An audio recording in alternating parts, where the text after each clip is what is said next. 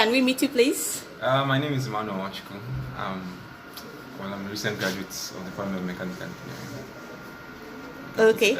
So, can you talk about your experience with the solar system here before you graduated, or why you're still here? Because I can still see you on campus. It saved my project.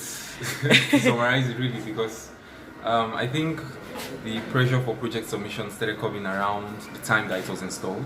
So at the same time, coincidentally, it's the NESP they started going on strike, and they, seized the power supply in hostels and everything. So this was like a haven for us to come here and be productive really, because before now, I remember 300 level, 400 level. At times like this, the only thing we could do at the Catholic church then, they usually put on their generator then. So when you're not going to Catholic church, you're either in your room just whiling away really. But here is a haven, and I think when you were interviewing, you saw people from medicine and surgery, people from all, like the whole University of Ibadan knows the Department of Mechanical Engineering because of our solar system now.